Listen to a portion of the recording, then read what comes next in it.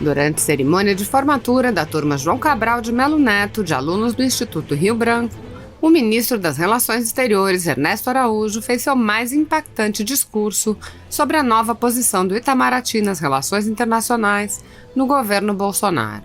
O ministro fez duras críticas a seus antecessores e defendeu a nova política externa, que chamou de política externa severina, mostrando que a nova política traz resultados. Assista. O Itamaraty ficou muito tempo preso dentro de si mesmo, cantando glórias passadas, lustrando troféus antigos e esquecendo-se de jogar o campeonato deste ano, fazendo marcas na parede para contar quantos dias faltam até a próxima remoção. Vivendo no intelecto a vida apodrecida de conceitos ultrapassados, superficiais, satisfeito com a própria fama. Em seu discurso da noite da vitória, quase exatamente 2 anos atrás, em 28 de outubro de 2018, o presidente Jair Bolsonaro, então recém-eleito, proclamava: "Vamos libertar o Itamaraty". E era disso que nós precisávamos, senhor presidente, libertação. Gostaria de parabenizar os formandos pela escolha do patrono da turma, João Cabral de Melo Neto, por ser um poeta e diplomata. Modestamente, me considero também as duas coisas, diplomata e poeta. Durante muito tempo, achei que se tratava de 2 ofícios muito diferentes, 2 vocações quase incompatíveis, que poderiam talvez conviver na mesma pessoa, mas não na mesma personalidade, como água e azeite, que podem estar no mesmo jarro, mas que não se misturam. Poesia e diplomacia constituem-se ambas um trabalho com a linguagem, coabitam na linguagem, mas, pensava eu, tampouco se misturam.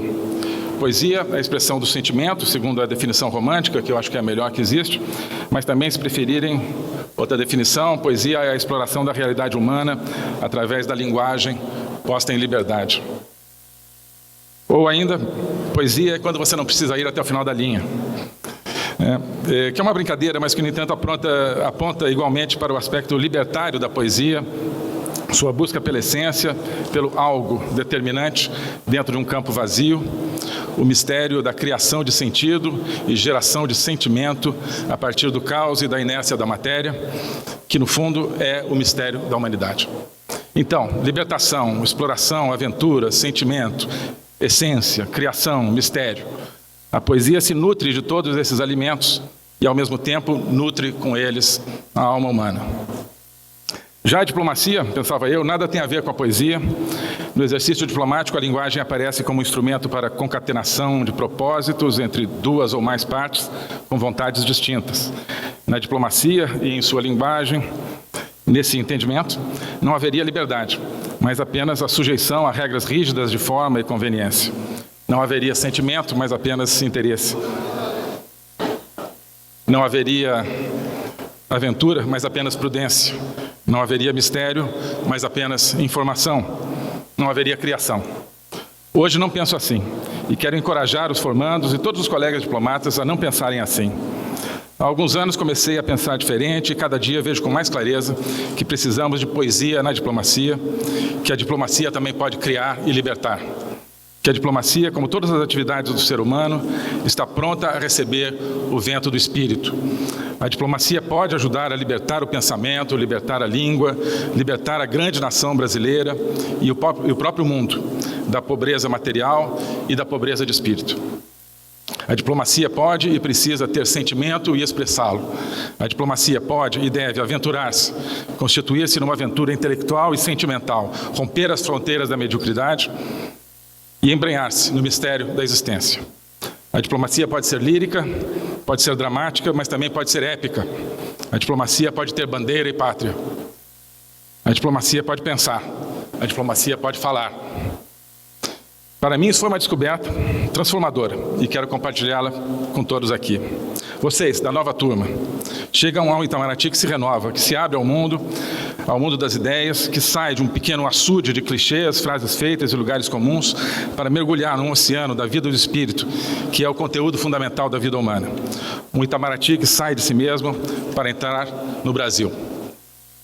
Os seguintes versos do Alto da Fé, do Alto do Frade, de João Cabral de Melo Neto, acho que representam bem este momento da nossa casa. Cito: acordo fora de mim, como há muito não fazia. Acordo fora de mim, Como fora nada eu via, ficava dentro de mim como vida apodrecida. Acordar é reacordar-se ao que em nosso redor gira.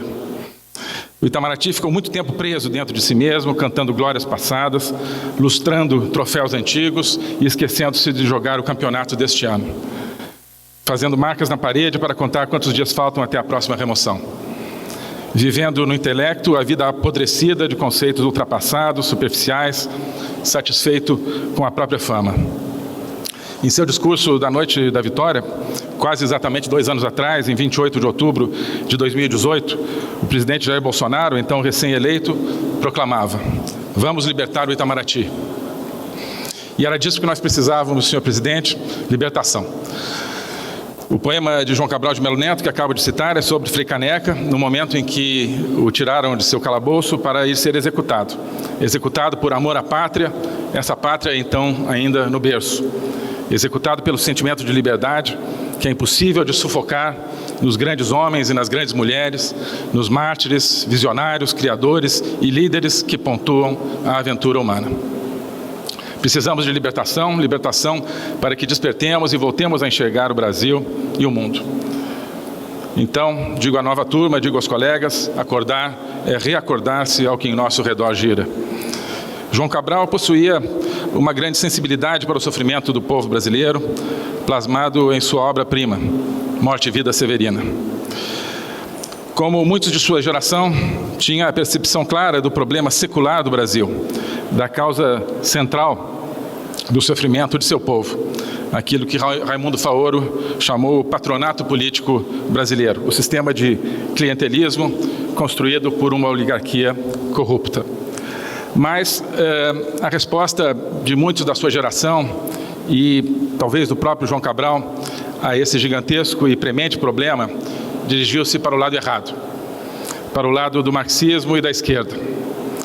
Sua utopia, esse comunismo brasileiro de que alguns ainda estão falando até hoje, consistia em substituir esse Brasil sofrido, pobre e problemático por um não-Brasil. Um Brasil sem patriotismo, sujeito naquela época, anos 50, 60, aos desígnios de Moscou, e hoje, nesse novo conceito de comunismo brasileiro, sujeito aos desígnios sabe-se lá de quem. Um Brasil materialista, do ser humano sem sua dimensão espiritual, esse grande roubo do espírito que na época se realizava pela redução de tudo ao aspecto econômico e com uma péssima noção de economia, diga-se de passagem, e ao conceito de classe, e que hoje se atua pela redução de tudo a conceitos como gênero, raça e outros. Um país que eles queriam libertar, entre aspas, por meio da ditadura do proletariado, hoje pela ditadura do politicamente correto e da criação de órgãos de controle da verdade.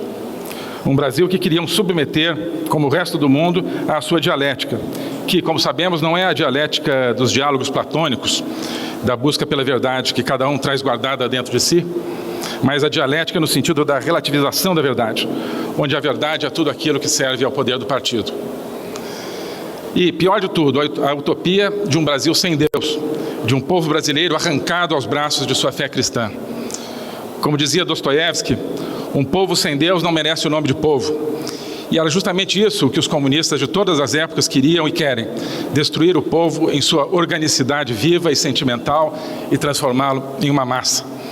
Foi assim na Revolução Soviética, que destruiu a velha Rússia de Dostoiévski, e assim querem fazer hoje. Por exemplo, aqui tão perto de nós, no Chile, destruindo igrejas e imagens. E assim quereram fazer no Brasil.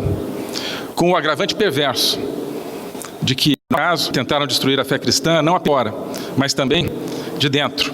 Não queimaram ainda a igreja, mas inventaram a infame teologia da libertação, que nem a teologia, muito menos de libertação, mas sim um instrumento para corromper e estraçalhar a fé e a espiritualidade natural dos brasileiros, uma tarefa que, reconheça-se, na qual avançaram muito.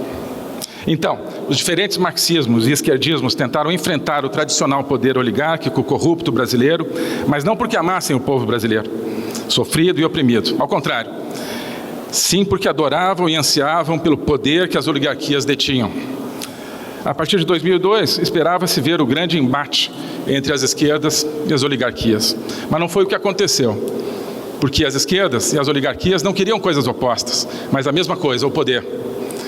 Deu-se então o grande amálgama entre a ideologia esquerdista e o patronato político brasileiro, o que produziu esse grande paroxismo, essa grande orgia de corrupção. Quando a esquerda e a oligarquia se encontraram, descobriram que eram irmãos, há muito tempo estranhados, ambos filhos do cinismo e da sede de poder. Abraçaram-se e puseram-se a roubar o povo brasileiro. Milagrosamente interrompemos essa marcha para o abismo. Como? Porque o povo brasileiro, como no poema de João Cabral de Melo Neto, acordou e conseguiu olhar para fora daquela vida apodrecida, e configurou uma esperança, e encontrou um líder, que é o nosso presidente, que conhece e ama esse povo e nos ensina a conhecer e amar esse povo. Esse povo que sofre, mas que crê em Deus, que crê, sobretudo, no Deus encarnado, que sofre e pelo sofrimento liberta. Esse povo que é cristão e conservador, severinos e severinas que são cristãos e conservadores. Severina era uma moça paraibana que veio do Agreste para Brasília nos anos 60, fugindo da pobreza, como o Severino de João Cabral de Melo Neto, e que, juntamente com meus pais, me criou praticamente desde que nasci e tornou-se parte da nossa família. Lembro-me de uma vez, lá por 1986 ou algo assim, quando estávamos em família vendo televisão e apareceu o programa partidário do Partido Comunista do Brasil. Logo, Severina exclamou: "Nossa, eu odeio esse negócio de comunismo." Na tela, o presidente do partido falava do ideal comunista de libertar todos os povos do planeta, ou algo assim. E a Severina comentou indignada: "Mentira, eles são contra Deus." Severino e Severina sabem muito mais do que a maioria dos acadêmicos. Por isso, o povo brasileiro, esse povo severino, confia no senhor, presidente, porque o senhor fala de liberdade e do poder libertador da verdade. Porque o senhor fala de Deus como aquele em que o senhor realmente crê. Fala de liberdade como aquilo que realmente sente. Esse povo escandaliza os intelectuais prudentes e sofisticados. Esse povo revolta os esquerdistas que o detestam, amedronta os antigos e os mais recentes donos do poder. O poder oligárquico, pela primeira vez, está efetivamente ameaçado. A oligarquia e a esquerda se acasalaram confortavelmente, mas diante do povo, elas tremem. Somente a fé verdadeira deste povo cristão e conservador proporciona a couraça moral e o coração palpitante de amor patriótico para enfrentar o dragão da maldade. Este povo severino, esta grande nação severina, é o que queremos levar para o mundo. Para isso, precisávamos libertar o Itamaraty e despertar o Itamaraty. Esta nova turma, quero crer, já nasce com os olhos abertos, já chega com o sorriso de quem sabe que está ingressando não numa burocracia, talvez um pouco mais glamurosa do que outras burocracias, muito menos numa espécie de ONG incrustada no governo federal, mas sim numa grande demanda, no sentido medieval, uma aventura nacional e mundial de proporções históricas, uma gigantomachia perite sucias, para usar a expressão de Platão, um combate de gigantes pela essência da pátria, pela essência da nossa civilização, pela essência e dignidade do próprio ser humano. Não apenas o brasileiro, mas todo ser humano é um severino que sofre no mundo por todos os tipos de problemas, peregrina num vale de lágrimas, mas que possui uma dimensão espiritual, que é feito à imagem e semelhança do Criador, como acreditamos os cristãos, que possui uma alma imortal, como demonstrava Platão, e que somente pelo reconhecimento e cultivo dessa dimensão espiritual poderá exercer plenamente sua humanidade e sua liberdade. Não é que o ser humano tenha aspirações à transcendência. O ser humano é uma permanente aspiração à transcendência. O iluminismo não deu resposta a essa aspiração. Quis resolver os problemas e contradições humanas matando o espírito. "Écrasez l'infâme", pedia Voltaire. "Esmagai o infame ou a infame." Normalmente se considera que ele se referia à Igreja Católica, mas eu penso que, em última instância, ele queria esmagar Deus, o Cristo, o espírito humano, o próprio homem, em sua essência indefinível, que escapa à lógica. O marxismo, depois, procurou transformar o homem de um trabalhador explorado, mas que pelo menos tinha o direito de rezar e, pela fé, respirar o ar da transcendência, em um trabalhador ainda mais explorado, mas que já não reza porque Deus foi proscrito. Hoje temos o globalismo e o politicamente correto tentando consertar a humanidade sem entendê-la e sem amá-la. Salvar a humanidade de si mesma, como sustentou absurdamente uma embaixadora aposentada, que deveria ser o objetivo da política internacional. tentam salvar a humanidade de si mesma construindo um ser humano artificial, um androide, sem sentimentos, sem instinto, sem sexo, sem família, dominado por mecanismos de controle social e psicolinguístico. Um ser humano constituído pela estranha mistura de indignação furiosa e passividade letárgica. Fúria diante de falsos problemas criados pelo gigantesco mecanismo de manipulação do discurso e incutidos na sua cabeça. Passividade diante da corrosão de sua nobreza intrínseca, diante da corrosão de suas liberdades fundamentais, de seus direitos, que estão todos lá na Declaração Universal de Direitos Humanos de 1948, mas que o globalismo esqueceu. Nada disso pode dar certo. A liberdade do ser humano reside na sua espiritualidade. Sem ela, o homem é escravo do ciclo inútil do viver e do morrer. Sem ela, o intelecto torna-se puramente calculador, desprovido de poesia e criatividade. Sem a espiritualidade, o homem perde o bom senso e a capacidade de navegar num mundo de difíceis julgamentos morais, caindo em um dos extremos, ou a permissividade absoluta, ou esse estranho hipermoralismo da atualidade, muito mais restritivo que o da era vitoriana.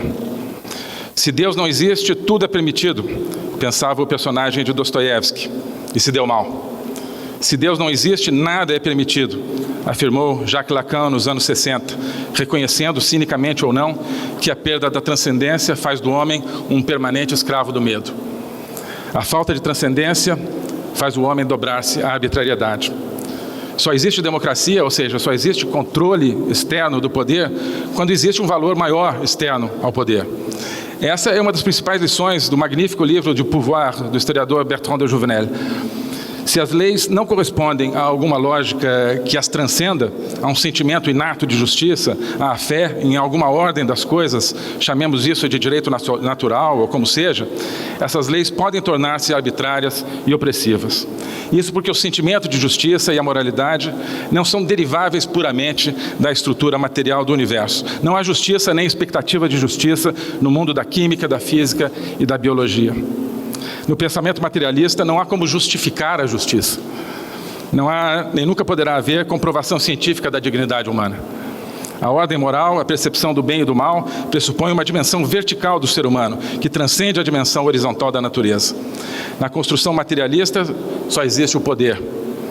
A lei é ali um instrumento do poder e a ele se subordina. No materialismo, a verdade se subordina ao poder e às suas conveniências. Somente na presença da esfera espiritual é que o poder se subordina à verdade. As ideologias amorais do século XX tiveram seu terreno preparado pelo assoreamento das correntes espirituais do ser humano. Esquecido o espírito, desprezado o espírito, a lei pode legislar para o mal, pode premiar a brutalidade e punir a inocência, e não haverá ninguém para contestá-la. Tanto a liberdade quanto a justiça, portanto, requerem que o homem continue a poder beber do caudal da transcendência. Alguns aspectos do chamado multilateralismo podem até ser bem intencionados, mas jamais alcançarão seus objetivos declarados. Como não creem, os multilateralistas têm medo, têm vergonha de falar em liberdade. Nos discursos de abertura da Assembleia Geral das Nações Unidas deste ano, por exemplo, os presidentes Bolsonaro e Trump foram praticamente os únicos a falar em liberdade, naquela organização que teria sido, que foi fundada no princípio da liberdade, mas que a esqueceu. Sim, o Brasil hoje fala em liberdade através do mundo. Se isso faz de nós um pária internacional, então que sejamos esse pária. Que sejamos esse Severino que sonha e essa Severina que reza. E que, no meio de todos os seus padecimentos, sabem que existe um céu mais alto do que o céu, um mar mais profundo do que o mar, como diria o poeta E. Cummings. Talvez seja melhor ser esse pária, deixado ao relento, do lado de fora, do que ser um conviva no banquete do cinismo interesseiro dos globalistas, dos corruptos e semicorruptos. Este pária não tem o seu nome em nenhuma planilha, não fez negociatas para promover partidos amigos em outros países, não pertenceu ao conselho de nenhuma grande construtora exportadora de propina. É bom ser pária. E este pária aqui, este Brasil, esta política externa do povo brasileiro, esta política externa severina, digamos assim, tem conseguido resultados. Concluímos acordos comerciais com as maiores economias do mundo, como a União Europeia e Estados Unidos. Restauramos as relações com países de alta tecnologia, como Israel e o Japão. Criamos parcerias com grandes centros de capital, como a Arábia Saudita e Emirados Árabes, que nos trazem novos investimentos. Assinamos novos instrumentos com a Índia. Aumentamos as exportações do agronegócio para o mundo árabe e para a China. Conquistamos novos mercados nos países da ASEAN. Começamos a reconfigurar nossas relações com a África, com base no objetivo de ter acordos de livre comércio e cooperação, também no combate ao crime organizado. Apoiamos a abertura de novos horizontes de paz e prosperidade no Oriente Médio. Estamos reposicionando o Brasil nas grandes cadeias globais de produção para receber mais investimentos, criar muito mais empregos e tornar-nos uma verdadeira economia de mercado. Uma grande potência no agro, mas também uma economia industrial e tecnológica de ponta. Estamos trabalhando com grandes parceiros para a reforma das instituições multilaterais. Por exemplo, com os Estados Unidos na OMC, com a Alemanha, Índia e Japão no Conselho de Segurança nas Nações Unidas. Também reposicionamos o Brasil nos fóruns de direitos humanos, por exemplo, para defender o direito à vida, à liberdade de expressão e a liberdade religiosa, contra a cultura da morte, contra a instrumentalização das tecnologias de comunicação para fins de controle social, contra a perseguição dos praticantes de qualquer religião. Não apenas em defesa concreta do direito de praticar uma ou outra religião específica, mas também em defesa da própria religiosidade e espiritualidade intrínseca do ser humano. Reposicionamos o Itamaraty e a política externa para enfrentar os verdadeiros problemas e desafios da nossa região, da América do Sul e da América Latina, que se concentram no complexo político criminoso do qual a Venezuela de hoje, a Venezuela do regime de lesa humanidade de Maduro, é apenas a ponta do iceberg. Ao contrário de muitos multilateralistas, nós, os párias, lemos e acreditamos no que está escrito nos grandes instrumentos multilaterais. Por exemplo, como dizia, na Declaração Universal dos Direitos Humanos. Essa declaração é um verdadeiro hino à liberdade. A liberdade aparece em praticamente todos os seus artigos. O artigo 18, por exemplo, estabelece a liberdade de pensamento e de crença. O artigo 19 consagra a liberdade de opinião e de expressão. O artigo 21 determina o direito à democracia e diz, com palavras apenas ligeiramente diferentes da nossa Constituição, que todo poder emana do povo. Então, quando a nossa Constituição coloca entre os princípios que devem reger as relações internacionais do Brasil a prevalência dos direitos humanos, é disso que nós estamos falando. Se não defendemos a liberdade religiosa contra aqueles que perseguem pessoas de todas as fés, inclusive contra aqueles que praticam, sim, a cristofobia, não estaremos cumprindo a Constituição. Se não a liberdade de expressão contra os riscos da criação de uma sociedade mundial de controle, não estaremos cumprindo a Constituição. No entanto, quando trabalhamos por esses objetivos, quando nos reunimos com nações amigas que também acreditam na liberdade para defender esses mesmos princípios, algumas pessoas dizem que estamos descumprindo a Constituição. Convido essas pessoas à reflexão e ao autoexame de consciência, pois em alguns casos, esses mesmos críticos são pessoas que passam todo o seu tempo tentando mudar a Constituição para atender aos seus próprios interesses. E quando não conseguem mudar, tentam encontrar maneiras de distorcer a interpretação do texto constitucional para seus objetivos de poder.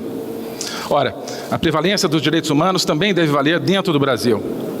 Vamos ler o artigo 21 da Declaração Universal dos Direitos Humanos, inciso 3. A vontade do povo é o fundamento da autoridade dos poderes públicos. Chama-nos de ideológicos. Então vamos ver o que é ideologia. Ora, o conceito de ideologia foi introduzido por Marx e Engels para designar pejorativamente toda essa massa de pensamento, filosofia e sabedoria humanas existentes que atrapalhavam a implementação da sociedade comunista. Expulsavam do campo do saber toda a vida do espírito para ficar apenas com as relações materiais de produção e diziam que assim libertariam a humanidade. Mas tudo o que eles consideravam os fantasmas da consciência, que mascaravam as relações de dominação, tudo isso simplesmente é aquilo que faz o homem humano.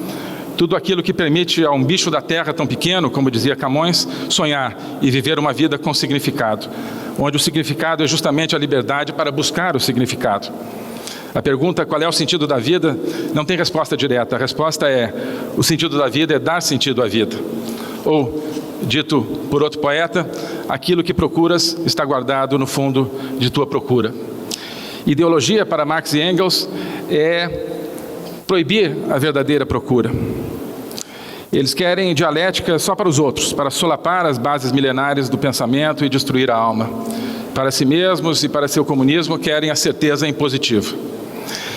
Quem hoje nos atira o epíteto de ideológico está reproduzindo essa estratégia marxista, que diz que o ideológico é todo o pensamento humano livre para questionar, todo o sentimento humano livre para amar. Isso é o que os nossos pragmáticos e isentões querem proibir. Talvez sem saber o que estão fazendo, porque podemos dizer que todo isentão é escravo de algum marxista defunto. Reproduz, cada um deles, a estratégia marxista, porque intui que se trata de um bom caminho para o poder. Mas talvez a explicação seja mais simples. Pessoas com baixa capacidade intelectual descobriram que podem parecer inteligentes, chamando de ideológico tudo aquilo que não compreendem. Taxar os conservadores de ideológicos é a epítome da prática marxista-leninista. Chame-os do que você é, acuse-os do que você faz. O grande complexo marxista e isentista cria ideologias todos os dias, ou seja, agarra pedaços da realidade sempre complexa e cambiante e os transforma em sistemas de elocução fechados, que não admitem questionamentos. Assim, tomam o meio ambiente e as preocupações legítimas com esse tema e o transformam em ambientalismo. Tomam a mudança climática e a transformam em climatismo. Tomam a ciência e a transformam em cientificismo. Tomam a iluminação e a transformam em iluminismo. Tomam as instituições multilaterais, que podem ser muito úteis para a coordenação entre as nações, e as transformam em multilateralismo, a doutrina de que tudo tem que ser resolvido por instâncias superiores aos países. Tomam uma doença causada por um vírus, a Covid, e a transformam, ou tentam transformá-la, num gigantesco aparato prescritivo, destinado a reformatar e controlar todas as ações sociais e econômicas do planeta. O covidismo, chamemos assim. Tudo sempre em nome de causas nobres, tudo sempre tendo como consequência o aumento do poder que manejam esses vários ismos. Do tipo, quero salvar o planeta, quero salvar vidas. Né? Aí, ops, chegou mais poder aqui na minha mão. Olha, não era o que eu queria, mas tá bom, fica aqui. Né? Coincidência, né? Aqueles que nos acusam de ideológicos são aqueles que ideologizam toda a realidade e toda a vida para concentrar poderes. Já têm a solução para tudo e estão sempre à cata de novos problemas para encaixar essa solução. E a solução é mais poder para eles, menos poder para as pessoas comuns, menos liberdade para o espírito. A mídia, infelizmente, faz parte desse esquema, ao selecionar, manipular e inventar a informação. Antigamente, líamos a imprensa para saber o que estava acontecendo. Hoje, lemos a imprensa simplesmente para saber o que a imprensa está dizendo. Às vezes, a imprensa diz coisas interessantes, importantes. Portanto, isso não é uma crítica, mas distorce o debate público. Veja-se, por exemplo, a questão da ciência. Hoje, o critério para saber o que é científico ou não deixou de ser a capacidade de cada teoria de explicar a realidade, sendo testada diante dos fatos e permanentemente sujeita a questionamentos. Não. Hoje, ciência é simplesmente aquilo que é dito pelos cientistas que têm acesso à grande mídia. Não mais são as teorias que resistem ao teste, dos fatos que se tornam aceitas, até serem eventualmente substituídas por teorias que expliquem melhor os fatos. Não. Agora são as teorias que conseguem entrar na mídia as que se tornam não simplesmente aceitas, mas mandatórias, peremptórias, inquestionáveis, sob pena de prisão e banimento. E será que essa seleção pela mídia daquilo que é ou que não é científico, será que isso corresponde a algum interesse político por trás da mídia? Será? Mesmo quando há bilhões e trilhões de reais e dólares envolvidos, mesmo quando está em jogo o poder sobre países inteiros e sobre a estrutura do poder do mundo, não pode ser, né? Deve ser teoria da conspiração. Isso de que a mídia está manipulando a informação para dar poder a este ou aquele grupo de interesses, não pode ser, né? Mas eu tenho a vaga suspeita de que é. Tenho certeza de que muitos aqui, e não só aqui, estão despertando e rompendo as paredes da sua prisão mental. Tanto o olhar daqueles que despertam para o Brasil, quanto daqueles que despertam para o mundo, convergem na mesma linha do horizonte, a liberdade e o povo. A verdade transcendente como critério que julga o poder e não o poder como critério que estabelece a verdade. O exercício da poesia e o da diplomacia também convergem nessa mesma linha. A convicção do valor da nossa dignidade, escrito a cada dia, linha a linha. Levei quase 30 anos para descobrir isso, sugiro que vocês, formandos, já comecem com essa base e poderão aprender muito mais coisas do que eu aprendi ao longo de suas carreiras.